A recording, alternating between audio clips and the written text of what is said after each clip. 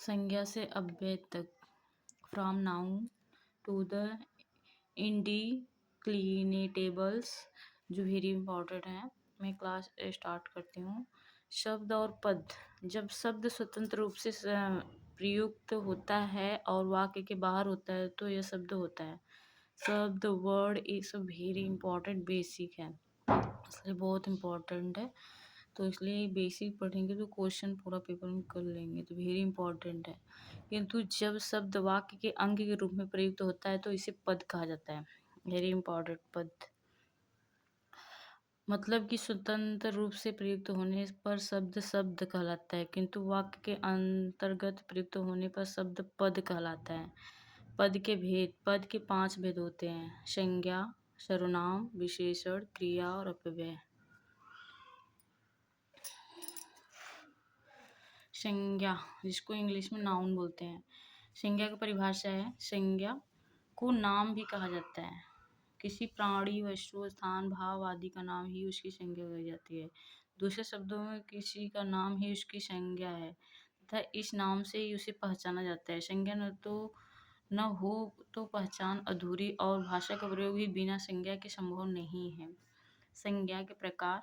संज्ञा व्युत्पत्ति के आधार पर संज्ञा 3 प्रकार की होती है। ये अक्सर पेपर में आता है, जैसे टेट हो अक्सर आता है कि संज्ञा कितने प्रकार की होती है। तो यहाँ से बहुत दो 5 बहुत 3, तो फ्रेंड्स एकदम लूज एंड से, इसमें गलत नहीं देता, एकदम सही है। तो व्युत्पत्ति के आधार पर संज्ञा 3 प्रकार की होती है। रूढ़, जैसे कृष्ण, जिसका रूढ़ को हम कोई खंड नहीं कर सकते हैं, खंड करने से अर्थ नहीं, जैसे खंड कर सकते हैं पर उसका अर्थ ना निकले, उसको रूढ़ शब्द बोलते हैं। रूढ़ जैसे कृष्ण, यमुना। यौगिक शब्द, यौगिक जिसका हम खंडन कर सकते, जैसे पनघट, इसका अलग अलग कर सकते हैं, पन अलग घट अलग से होता है। पाठशाला, पाठ अलग हो सकता है, शाला अलग हो सकता है। और योग रूढ़ का तीसरा अर्थ निकलता है जिसमें बहुब्रीहि समास होता है, जैसे कि जलज। यौगिक अर्थ, जल में उत्पन्न वस्तु। योग रूढ़ अर्थ कमल, इसका यहाँ पे खुद ही अर्थ दिया है।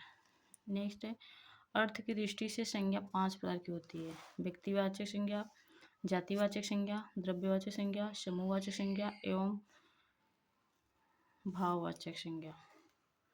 व्यक्तिवाचक संज्ञा प्रॉपर नाउन, जिसको इंग्लिश में बोलते हैं, जो किसी व्यक्ति, स्थान या वस्तु का बोध कराती है उसे, जैसे राम, गंगा, पटना आदि। ये व्यक्तिवाचक संज्ञा है, वेरी इंपॉर्टेंट है कि गंगा हमारा जो है एक ही है, राम नाम है जो एक ही, एक लोग का नाम से बुला सकते हैं, पटना जो कि बिहार की राजधानी एक ही है।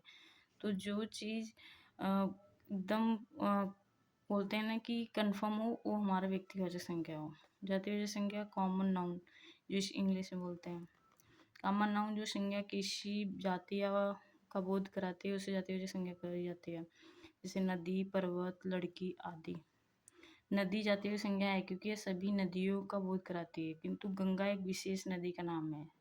मैं बोल रही थी फ्रेंड, जिसमें विशेष हो वही व्यक्तिवाचक होता है, इसीलिए गंगा व्यक्तिवाचक संज्ञा है। द्रव्यवाचक संज्ञा मटेरियल नाउन, जिस संज्ञा शब्द से उस सामग्री या पदार्थ का बोध होता है जिससे कोई वस्तु बनी है, जैसे ठोस पदार्थ, सोना, चांदी, तांबा, लोहा, ऊन आदि। द्रव्य पदार्थ तेल, पानी, घी, दही आदि। गैसीय पदार्थ धुआं, ऑक्सीजन आदि।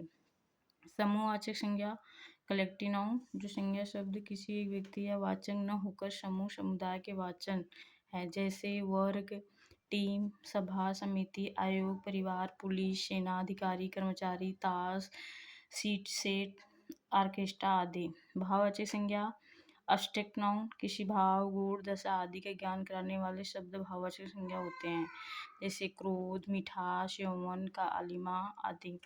भाववाचक संज्ञाओं का निर्माण जातीय संज्ञा, सर्वनाम, विशेष क्रिया तथा अव्यय में आव, तत्व, पन, अन, ईमा, ई, ता, हट आदि प्रत्यय जोड़कर किया जाता है। जैसे फ्रेंड्स आपका एग्जाम्पल के रूप में है पुरुष, ये देखो यहाँ पे जातिवाचक है, ये भाववाचक संज्ञा है। पुरुष का पुरुषत्व, नारी नारीत्व, गुरु गुरुत्व। फिर विशेषण से सुंदर का सुंदरता, सौंदर्य, वीर का वीरता, वीरत्व, धीर का धीरता, धैर्य। क्रिया से क्रिया भाववाचक, घबराना घबराहट, थकना का थकान। अव्यय से दूर का दूरी, निकट का निकटता। फिर इधर पे अपना का अपनत्व, मम का ममत्व, नीच का निजत्व। विशेषण से भाववाचक, ललित का ललित्य, लाल का लालिमा, भोला का भोलापन। क्रिया से भाववाचक, चढ़ना का चढ़ाई, भटकना का भटकाव। अव्यय से नीचे की निचाई, समीप का समीपता। तो फ्रेंड्स आज यहीं पे क्लास एंड करते हैं। अगले क्लास में इसे आगे स्टार्ट करूँगी।